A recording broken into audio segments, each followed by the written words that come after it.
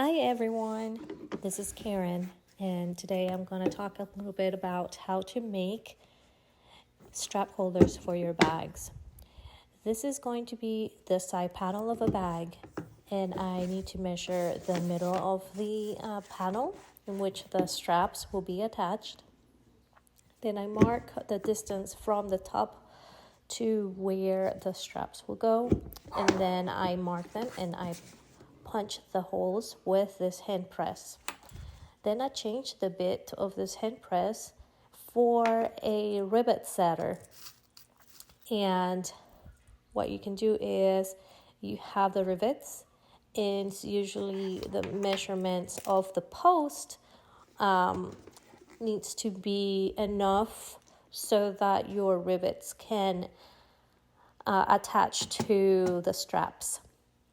You want to have at least maybe 2 millimeters of rivets left over after you place them in your bag. So here I am first placing the post, and the post goes usually on the wrong side and the cap goes on the top. And the reason why is in case you need to take it out, you can buy one of those rivet removal kits, and it's going to make it so much easier. So now here I am putting the caps on, and I have maybe 1 to 2 millimeters that is above the surface of the leather.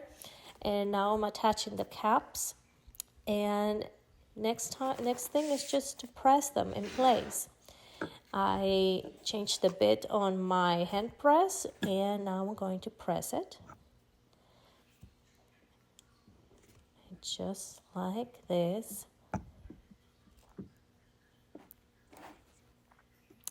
You just want to make sure that you're lining them right underneath the dome to when you press it, they will look nice just like this. And that's how it looks in the back. And look how strong it is. I am pulling really hard, and it's not coming off. I like to reinforce the strap by sewing on the edges of the strap after that's set. So make sure that your strap has enough space so the foot of the sewing machine won't scratch the rivet that you place them in.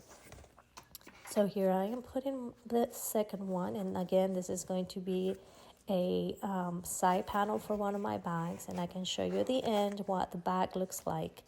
And these are going to be for the shoulder crossbody strap. The bag is really big. I called it the Pemberly backpack.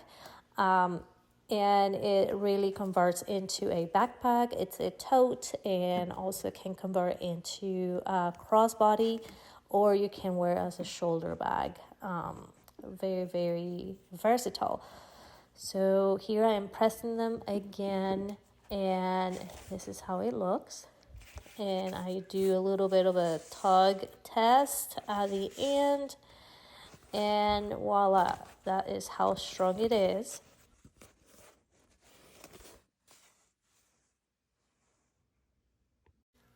And here is the bag. It's almost done. All I need to put is the lining.